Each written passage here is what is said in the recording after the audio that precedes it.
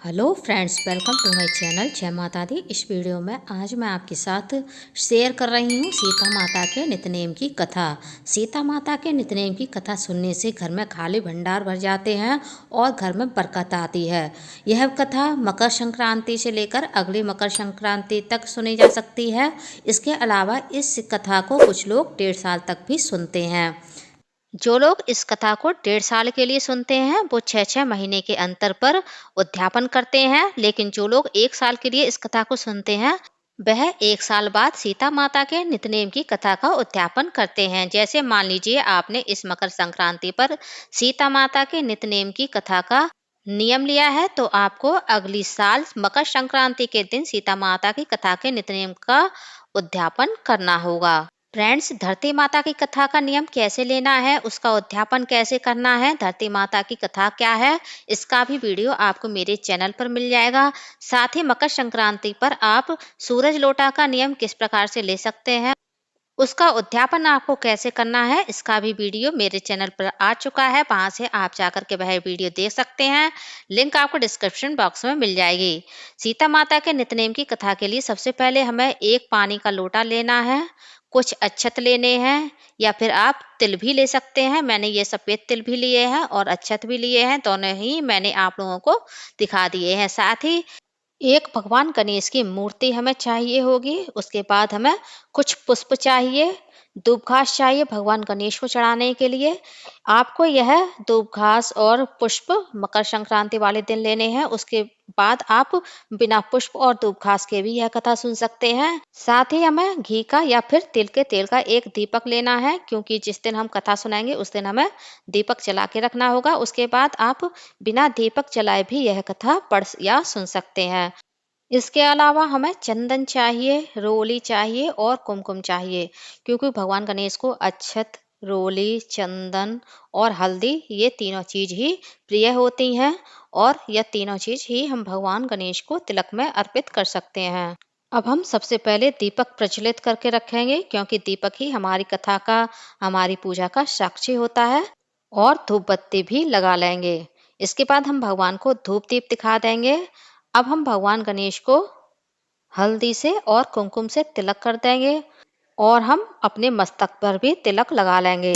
उसके बाद हम कथा पढ़ना आरंभ करेंगे। भगवान गणेश को जो अक्षत, पुष्प और धूप घास ली है वह भी अर्पित कर देंगे। साथ ही जो तिल हमने लिए हैं वह भी हम भगवान को अर्पित कर देंगे। उसके बाद हमने जो जल का लोटा लिया है इसमें भी हम थोड़ी सी हल्दी और थोड़े से अक्षत डाल देंगे।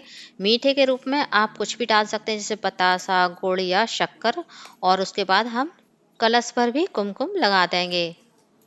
अब हम अपने हाथ में थोड़े से अक्षत या फिर सफेद तिल लेंगे, एक पुष्प लेंगे। यदि आपके पास पुष्प नहीं है तो आप केवल हाथ में थोड़े से अक्षत या फिर सफेद तिल रखकर भी यह कथा सुन सकते हैं। खाली हाथ कथा नहीं सुनी जाती है, इसलिए आप इनमें से कोई एक चीज हाथ में अवश्य से रख लें कथा आरंभ करने से पहले। तो कथा इस प्रकार से है। यह कहानी सीता माता कहती थी और श्री राम इसे सुना करते थे।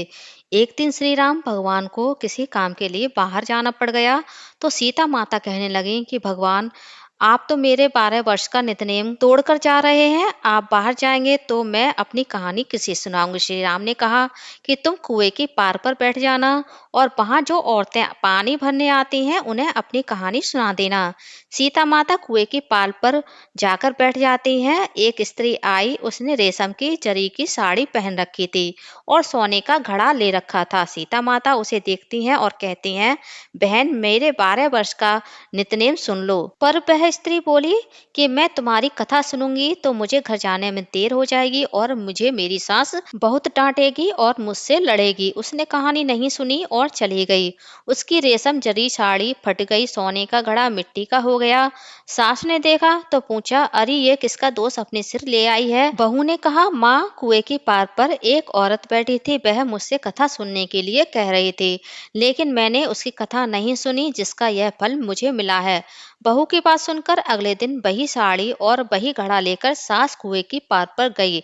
सास को वही माता सीता बैठी मिली, तो माता सीता ने कहा कि बहन मेरी कहानी सुन लीजिए। सास बोली, एक बार छोड़, मैं 4 बार तुम्हारी कहानी सुन लूंगी। राम आए लक्ष्मण आए देश के पुजारी आए, नितनेम का नेम लाए आओ राम, बैठो राम तपी रसोई झिमो राम, माखन मिश्री खाओ राम, दूध बतासा पियो राम, सूत के पलका मोठो राम, साल दुसाला पोठो राम, साल दुसाला ओढ़ो राम। जब बोलूं राम ही राम, राम समारे सबके काम, खाली घर भंडार भरेंगे, सबका बेड़ा पार करेंगे, श्री राम जय जय राम। कहानी सुनकर बहू बोली, माँ यह कहानी तो बहुत अच्छी है। सास ने कहा कि ठीक है, इस कहानी को हम रोज कहा करेंगे। अब सास बहू रोज सवेरे उठती, नहाती धोती, पूजा करने के बाद नितनेम की सीता माता की कहानी कहती। एक दिन उसके यहाँ एक पड़ोसन औरत आई और बोली, बहन जरा सी आँच दे देना।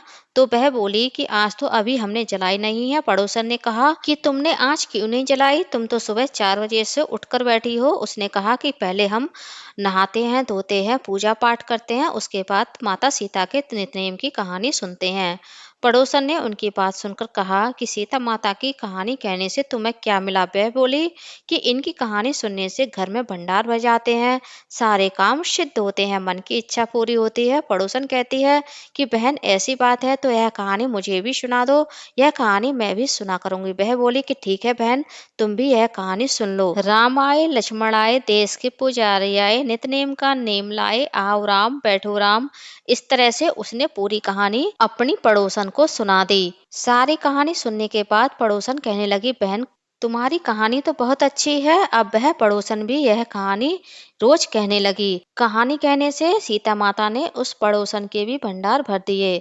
अब तो पूरे मोहल्ले में नितनेम की कथा चल पड़ी, हर किसी की मनोकामना पूरी होने लगी। हे सीता माता, जैसे आपने उनके भंडारे भरे वैसे ही हमारे भी भंडारे भरना, कहानी सुनने और कहने वाले की हर मनोकामना पूरी करना। बोलिए सीता माता की जय। कहानी सुनने के बाद जो हमने हाथ में पुष्प और अक्षत लिए हैं, इसे हम भगवान गणेश के चरणों में अर्पित कर देंगे और भगवान गणेश की और माता सीता की आरती कर लेंगे। यदि आपको सीता माता की आरती नहीं आती है तो आप केवल भगवान गणेश की आरती कर सकते हैं। यह कथा आप अपने घर के मंदिर में भी बैठकर सुन सकते हैं या फिर आप अन्य जगह बैठकर भी यह कथा सुन या पढ़ सकते हैं। कथा पूरी हो जाने पर इस कलश का जल हम भगवान सूर्य को अर्पित कर देंगे। अब हम जान लेंगे सीता माता की नितनेम की कथा का उद्यापन हमें किस प्रकार से करना है। यदि आप यह कथा पूरे 1 साल के लिए पढ़ रहे हैं तो आप अगली मकर संक्रांति पर 6 केले, 6 गरी के गोले और 6 गोंद के लड्डू दान करेंगे। और यदि आप इस कथा को 6 महीने के लिए पढ़ रहे हैं तो 6 महीने बाद आप इस कथा का उद्यापन करेंगे, तब आपको 6 केले दान करने होंगे। उसके बाद 6 महीने बाद फिर से आपको उद्यापन करना होगा, तब आपको 6 गरी के गोले दान करने होंगे। उसके बाद फिर से 6 महीने बाद आपको इस कथा का उद्यापन करना होगा, तब आप 6 गोंद के लड्डू आप दान करेंगे। इस तरह से सीता माता की कथा का नियम लिया जाता है और उसका उद्यापन किया जाता है। फ्रेंड्स, यदि आपके इस विषय में कोई और सवाल हो तो आप कमेंट करके मुझसे पूछ सकते हैं। और आपको मेरा यह वीडियो कैसा लगा कमेंट करके जरूर बताइएगा। और यदि आप मेरे चैनल पूनम की आस्था पर पहली बार आए हैं तो प्लीज चैनल को सब्सक्राइब कर लीजिए, वीडियो को ज्यादा से ज्यादा लाइक कीजिए, शेयर कीजिए, साथ ही बेल आइकन को प्रेस कर दीजिए ताकि हमारी आने वाली सारी लेटेस्ट वीडियो की नोटिफिकेशन आप लोगों को टाइम से मिल सके। धन्यवाद फ्रेंड्स। कमेंट बॉक्स में भगवान गणेश की जय, माता सीता की जय अवश्य लिखिएगा। बोलिए सीता माता की जय, भगवान गणेश की जय।